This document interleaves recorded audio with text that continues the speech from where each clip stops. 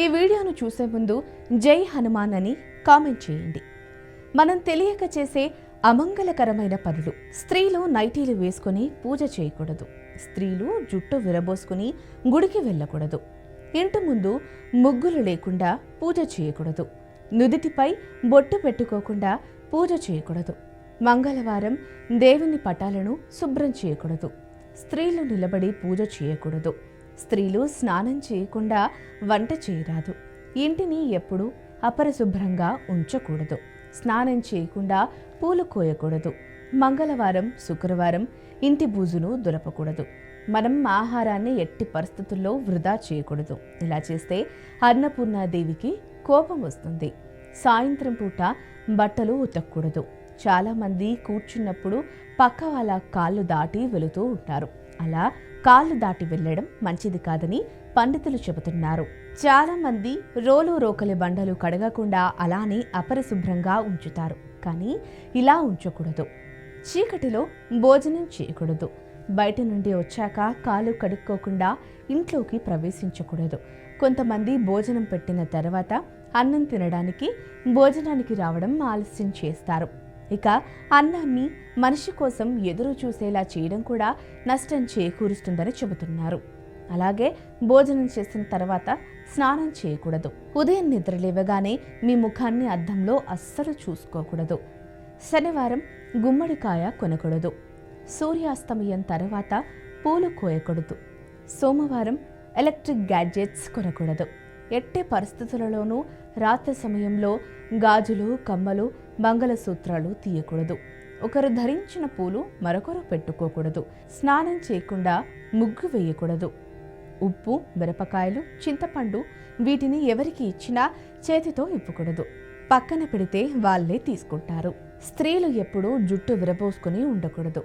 అలా ఉంటే ఇంట్లో జ్యేష్ఠాదేవి వచ్చి కూర్చుంటుంది. స్త్రీలు రాత్రి వేళల్లో భోజనం చేయకుండా అలగకూడదు. ఆహారం తినకుండా నిద్రించకూడదు. ఇంట్లో నిమ్మకాయ దీపం పెట్టకూడదు. దేవాలయంలో మాత్రమే పెట్టాలి. ఇల్లు ఊడ్చిన చీపురు నిల్చోబెట్టకూడదు. నిద్ర లేవగానే ఆ దుప్పటి వదిలించి మడవాలి. లేకుంటే దరిద్ర దేవత అసహనంగా అక్కడ కూర్చుంటుంది. బట్టలు ఉతికాక స్నానం చేయాలి. బట్టలు ఉతికే నీటిని కాళ్ళపైన పోసుకోకూడదు. అందులో జ్యేష్ఠాదేవికి ప్రవేశం దొరుకుతుంది. బీరువాకు అద్దం ఉండకూడదు. అందులో ముఖం చూసుకోవడం, తల దువ్వడం లాంటివి చేస్తే డబ్బు అస్సలు నిలబడదు. వంట చేసేవారు మాట్లాడుతూ అరుస్తూ చేయకూడదు. అపశకునాలు ఎప్పుడూ మాట్లాడకూడదు. తదాస్తు దేవతలు మన భుజాలపైనే ఉంటారు. స్నానం చేసి తుడుచుకున్న టవల్ ఇంటి తలుపు పైన వేయకూడదు. పొద్దెక్కే వరకు ఇంట్లో నిద్రపోకూడదు. ఆ టైంలో వాకిలి చిమ్ముకోకూడదు. సూర్యుని మొహాన నీళ్లు చల్లినట్లు అప్పుడు నీళ్లు చల్లకూడదు. తిన్న ఎంగిలి కంచం ముందు చేతిని ఎండబెట్టి చాలాసేపు కూర్చోకూడదు. ఎప్పుడు స్త్రీలు తమ నోటి నుండి దరిద్రం, శని వంటి పదాలను వాడకూడదు. వంటగదిలో వాడిన మసిబట్టలను పొద్దుపోయాక ఉతకూడదు. ఇంటికొచ్చిన సుమంగలికి కుంకుమ బొట్టు పెట్టకుండా పంపకూడదు. రాహుకాలంలో స్నానం, భోజనం చేయకూడదు.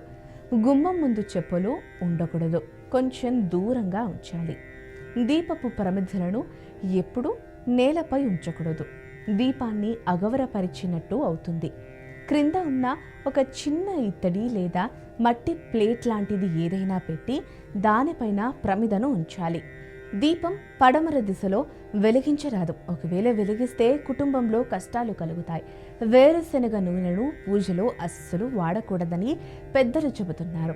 మంగళసూత్రానికి పిన్నీసులు గాని, ఇనుముకు సంబంధించిన వస్తువులు గాని పెట్టుకోకూడదు. ఏ దేవుడికి ఎదురుగా దీపారాధన చేయకూడదు.